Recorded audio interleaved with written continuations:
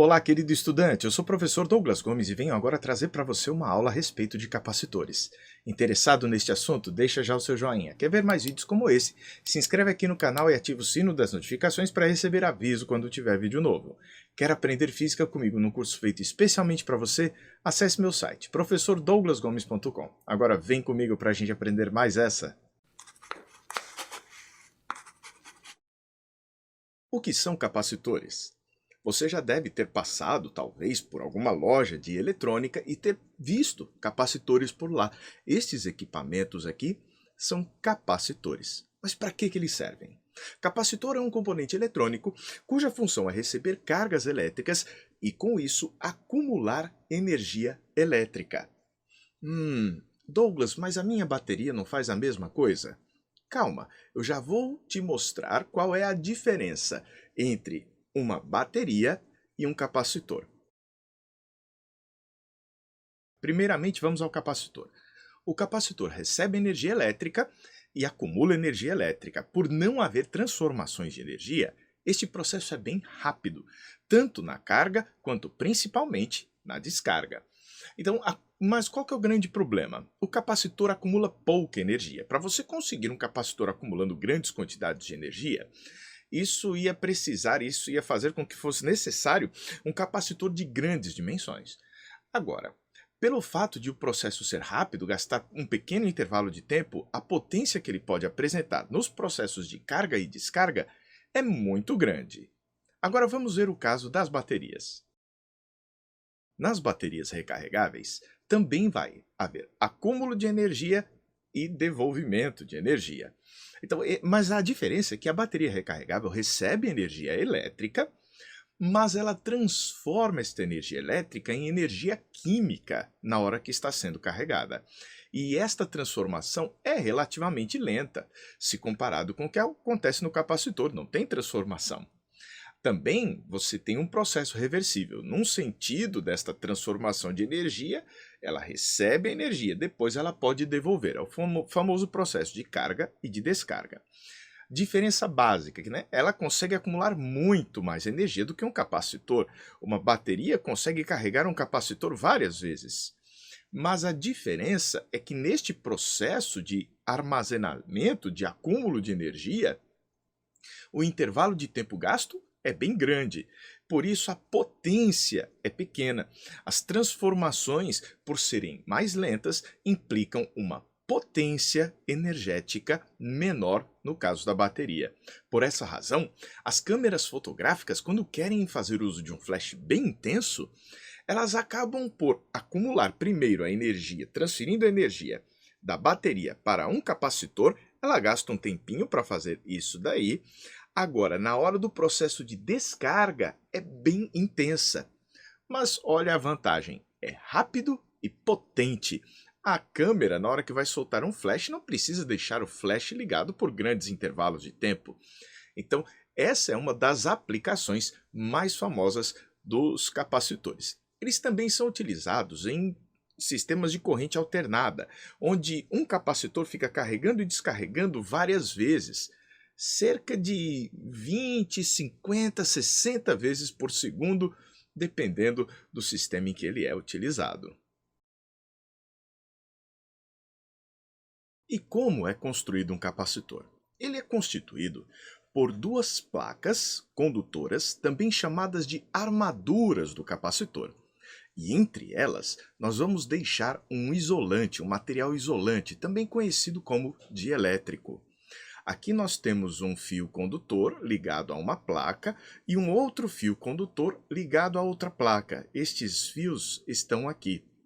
Você fala, mas Douglas, o formato desses capacitores que você colocou aí está muito diferente desse com duas placas planas. Ali está parecendo um cilindro, não é verdade? Existem várias maneiras de se construir um capacitor. Existe este capacitor plano, que é o mais simples de representar, mas a gente pode fazer com outras geometrias. Outra forma que a gente tem de capacitor é o capacitor esférico. Você pode ter uma placa interna. na forma de uma esfera pequena e uma placa externa na forma de uma esfera maior. E colocar entre essas duas placas um isolante. Vai também surtir um efeito. Douglas, eu queria saber como isso funciona. Calma, primeiro vamos ver como é que ele é construído. Depois nós vamos aprender como é que ele vai funcionar. O capacitor pode também ter este formato cilíndrico que você vê aqui.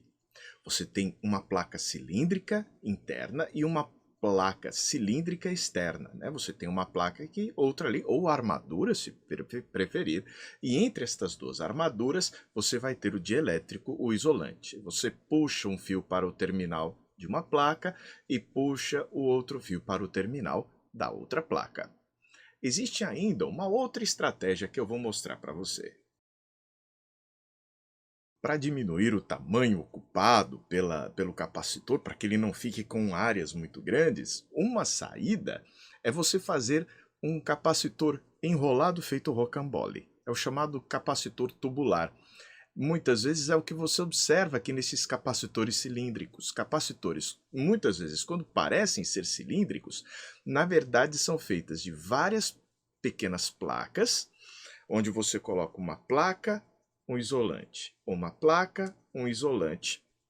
E em seguida este isolante pode ser uma folha de papel para ficar bem fininho, de tal maneira que depois você enrola para não ocupar tanto espaço, para não ficar uma folha de papel grande, você enrola a folha de papel e as folhas condutoras para conseguir este efeito. Então você tem o tal do capacitor tubular assim. Neste último, nós não vamos nos aprofundar. É o chamado capacitor eletrolítico. O capacitor eletrolítico é formado por uma placa de alumínio, por exemplo, e um eletrólito, um fluido condutor, vai ser a sua outra placa. Então a outra placa não é sólida, ela é fluida. E o isolante que vai existir entre um e o outro é uma finíssima camada de óxido de alumínio. Esse tipo de capacitor consegue atingir capacitâncias muito maiores do que os capacitores de cerâmica. Mas, em alguns casos, eles têm uma limitação, uma restrição de polaridade. Você sempre vai ter de ligar um lado no polo positivo e o outro no polo negativo da bateria. Se você inverter, você danifica o capacitor. Os capacitores que usam duas placas com cerâmica no meio, por exemplo, não enfrentam este problema. Você pode inverter a polaridade, que eles continuam funcionando muito bem. Para a gente não precisar ficar fazendo aqueles desenhos bem complexos lá de cima, sempre que houver um capacitor e você o quiser representar, você pode representá-lo desta primeira forma ou desta segunda menos comum. Essa daqui é a forma mais tradicional de se representar em esquemas de circuito um capacitor. Independente do formato que ele tenha, ele vai cumprir a mesma função: acumular cargas e, com isso, energia potencial eletrostática. Agora, para que nós consigamos carregar o nosso capacitor, fazendo com que ele tenha carga elétrica e energia elétrica, a gente vai precisar de um gerador. Nós sabemos também que no universo aqui não existe fio sem uma resistência elétrica, né? Os nossos cabos, mesmo que pouco, apresentam um certo valor de resistência elétrica. Eu representei aqui a resistência dos fios, aqui o nosso capacitor e aqui o nosso gerador. A gente está vendo em perspectiva um capacitor por dentro. Você vê aqui uma placa, a outra e um material isolante no meio do caminho. Você chega e fala: Douglas, não vai passar corrente elétrica aí porque tem um isolante. As cargas vão conseguir não passar aqui pelo isolante, mas elas vão se acumulando. Como? Suponha que nós tenhamos aqui a corrente elétrica nesta direção e neste sentido. Esta corrente elétrica é impulsionada pelo gerador, pela eletromotriz do gerador. Todo gerador elétrico, né, uma bateria, por exemplo, vai transformar algum outro tipo de energia em energia elétrica e, por meio disso, né, vai realizar trabalho sobre as cargas elétricas que passarem por ele. A gente lembra que o sentido convencional da corrente seria o sentido do movimento das cargas positivas. Ou seja, apesar de a gente saber que, na verdade, elétrons estão indo no outro sentido, a gente representa a corrente neste sentido aqui, que é o oposto do dos elétrons. Aqui é o terminal positivo, aqui o negativo, pequenininho do nosso gerador, né? Tá aqui. Então a corrente elétrica sai do polo positivo e entra no polo negativo. Mas como é que ela vai conseguir chegar aqui, deste outro lado, se tem um isolante no meio? É aí que entra o processo de carga do capacitor. Esta placa aqui vai recebendo carga e vai ficando positiva, enquanto que a outra vai diminuindo o valor de sua carga e ficando negativa. A rigor, a carga total do capacitor é zero. Confere? Mas a gente vai chamar de carga do capacitor o valor da carga da placa positiva. Eu sei que do outro lado eu vou ter um valor negativo equivalente, né? Então, um lado é mais que, do outro lado é menos que, e este valor do que é a carga do capacitor. Ah, certo, mas Douglas, o tempo inteiro essa corrente vai se processando? Não. O que é que vai acontecendo? A primeira carga que chega aqui, ela chega sem necessidade de energia acontecer. Mas a próxima vai precisar de um empurrão. Douglas, eu não estou entendendo. Vamos pensar em termos de elétrons. Está vendo este elétron que está vindo aqui? Ele vem e se deposita nesta placa. O próximo elétron, para conseguir chegar ali e ali ficar, vai ter de vencer a repulsão daquele primeiro elétron que já se depositou. Então pense o seguinte, o próximo elétron vai ser repelido por aqueles que lá já estão. Vai chegar um determinado instante em que a carga elétrica já não vai conseguir ser empurrada pelo gerador. E aí a corrente elétrica cessa, nós teremos nesta situação o capacitor já plenamente carregado. Está gostando do meu trabalho? Pois eu te convido a conhecer a minha plataforma de física para o ensino médio, com videoaulas feitas para você aprender do básico até o nível que você precisa para fazer a sua prova para o seu Enem, para o seu vestibular. As nossas videoaulas vêm acompanhadas de resoluções de exercícios e listas também em PDF para você resolver. Não conseguiu entender? A gente tem aqui então um espaço para você tirar as suas dúvidas. Quer aprender física comigo? Acesse meu site professordouglasgomes.com. Segue o vídeo. Aqui eu ressalto que, enquanto está carregando a passagem de corrente e vai variando o valor das cargas no capacitor. Em módulo, esta carga vai aumentando, mas chega um determinado instante em que não é mais possível para este gerador aumentar o valor destas cargas. É aí que ele está plenamente carregado, o nosso capacitor, e a corrente aqui no circuito se torna zero. Então eu só posso dizer que a corrente é zero no circuito quando o nosso capacitor já tiver atingido a sua carga plena. Mas sim, é possível existir corrente elétrica em um circuito em que existe um capacitor. Verifica-se que a quantidade de carga que o nosso capacitor vai acumular é diretamente proporcional à tensão, à diferença de potencial existente entre o terminal A e o terminal B. Então saiba, quanto mais tensão aplicada, quanto maior a quantidade de volts de tensão aplicados nesses terminais, maior a quantidade de carga que ele vai acumular. Isso de forma proporcional. Se você dobrar a tensão em volts, você vai dobrar a quantidade de cargas em coulomb. Se você triplicar a tensão, você triplica a carga. Este símbolo que você está vendo aqui significa proporcional a. E vai acontecer a existência de uma constante de proporcionalidade nessa relação. Agora, introduzimos a constante de proporcionalidade.